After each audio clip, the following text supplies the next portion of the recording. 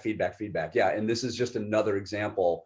And it's brilliant that's where, after all the years of research that you've done and all the writing and thinking you've done, is that you center on just ask people. And I think, Stephen, I think that answers one of my other questions, which was, how do you make your meetings the best meeting of anyone's week? I think the answer lives there, right? Is continue to seek input, feedback, and then finally fine tune those meetings going forward. Would you agree with that?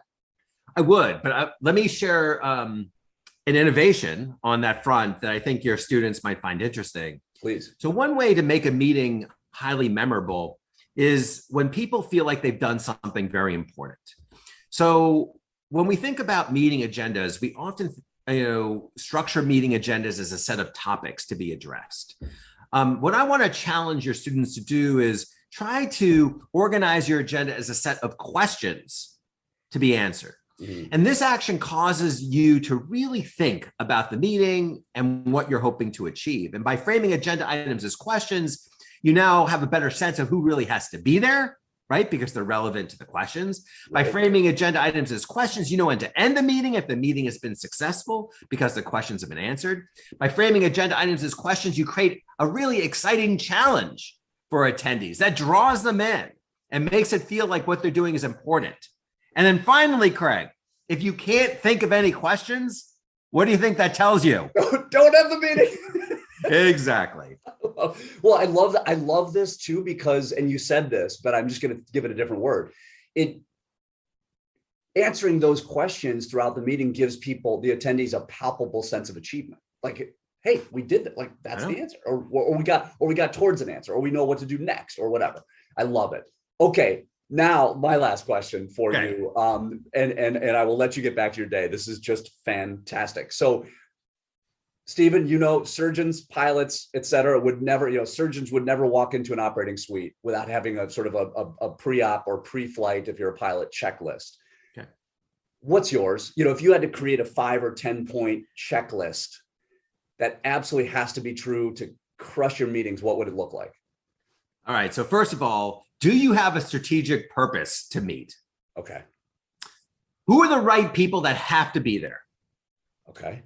Who are the people that I need to just keep in the loop rather than having them attend? How much time do we actually need to do what we need to do? Yep. Do I have a plan for starting the meeting well?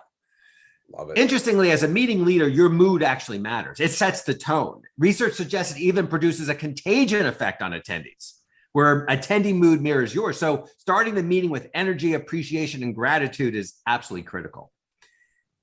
Then I would say, do you anticipate any challenges that you need to think about in advance? I'm really keen on this idea of a pre-mortem, right? So we know about a debrief, but a pre-mortem is this idea that we think about the meeting and things that could potentially go wrong, and then we try to solve them before they manifest. And the final thing on the checklist is, am I ready to facilitate rather than dominate? Yeah, I love it. These words will stick with me. You mentioned another word, gratitude, several times throughout, including in your last comments.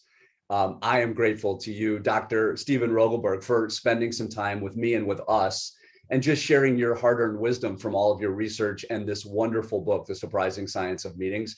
It's just what I love about it, and I should have said this at the outset, Stephen, is it, obviously it's grounded in research. So it's, what we say at the Institute is, we stand on knowledge, skill, and discipline, and those pillars go down into the earth and they rest on the bedrock, which is research from folks like you. So thank you for that. And then the other thing about the book is it's incredibly tactical. Like, I can take it and apply it. I read a chapter and I go, you know what? I think I know how to do that, and I can go practice. So thank you for your time, your words of wisdom, and making our meetings better and more effective. I really appreciate it. And thank you, Craig, for being an excellent steward of my time. Thank you. I really appreciate it. And for facilitating such a stimulating conversation. So thank you.